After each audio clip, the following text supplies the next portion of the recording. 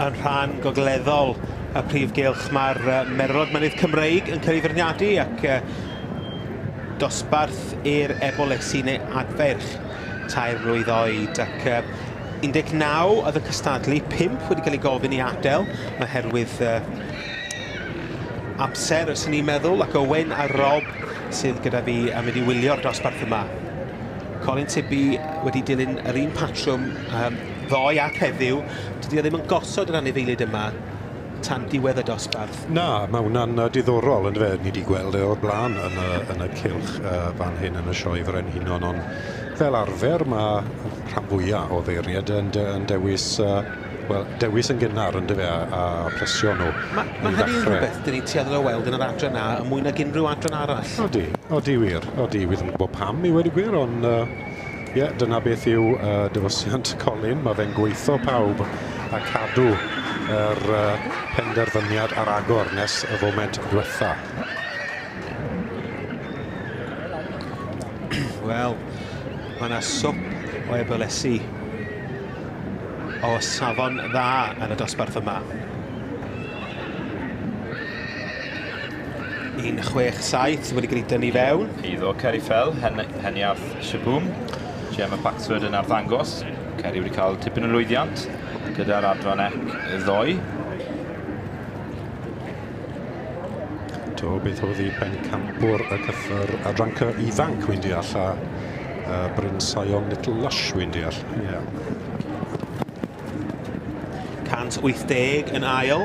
Dyma Dennis Nichols, Knowlton Diane. A Scott Woolley yn dangos ar ran Mr Simon Williams. Rhesfair Lady Million. 1-7-8 wedyn yn bedwerydd. Mae Gavin Ingram gyda Dicot, Buttons and Bows.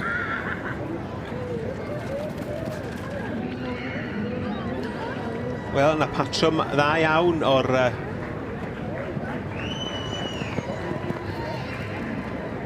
yr ebolesu.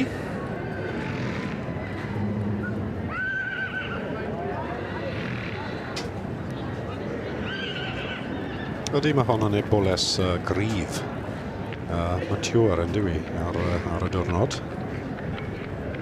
Yn sicr, fe fydd hi'n symud. Mae hwnna'n yn holl bwysig i Colin. Os geiff i aros ar y brig, ar garden goch, fe gewn ni weld i'n symud ar diwedd y dosbarth. Ond dyw e ddim drosto to.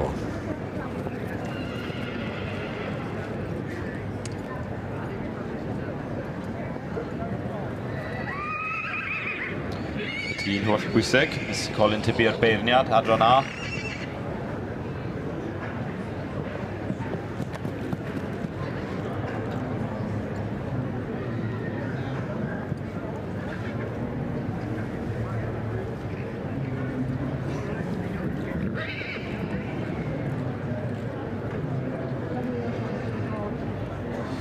Mae rhyw cyfarwyddyd yn dod i'r...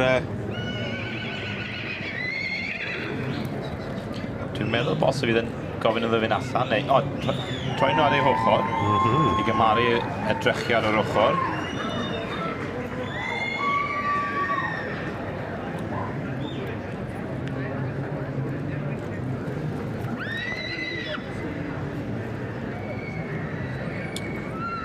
Wel, mae Colin wedi gwneud hyn troion yn ystod yr deuddeg dwytha. Troi'r cyffredin ar ei ochr. Ond tybed a bydden nhw'n gorfod rhedeg allan unwaith eto. Bydden ni ddim yn cael siom i weld yn digwydd. Ni wedi gweld yn digwydd digon.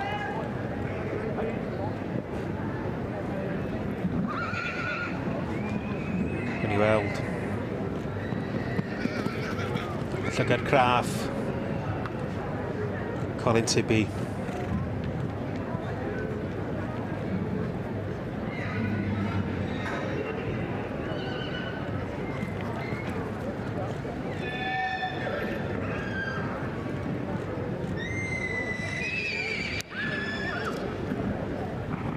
Pob un o'n nhw'n gweithio'n galed. A'r het wedi diosg. Wel, mae wedi bod yn sioe eitha arbennig i Ceri Fel. Wedi ennill yn yr adran ec ddoe. Ac yn ennill rhiban goch unwaith eto yn yr adran A.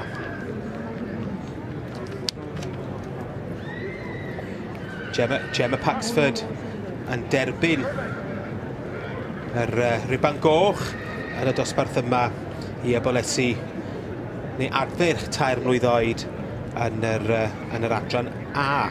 Dyma ni Heniarth Shaboom, dymarch Blanche Montana ac allan o Heniarth i YPIA. Yn ail, felly Dennis Nichols, Knowlton Diane, ac yn drydydd, Rhesfair y Lady Million, 192 yw'r hyd, chi'n gweld yma ni. Scott Woolley yn dangos ar rhan Simon Williams, Rhesfair y Lady Million. Ac yn bedwerydd, Gavin Ingram, Dicot Buttons and Bows. So, dyma chi'r 4 cyntaf yn y dosbarth i'r ebolesu neu adfarch 3 mlwydd oed yn yr adran A, y Merlod mynydd Cymreig.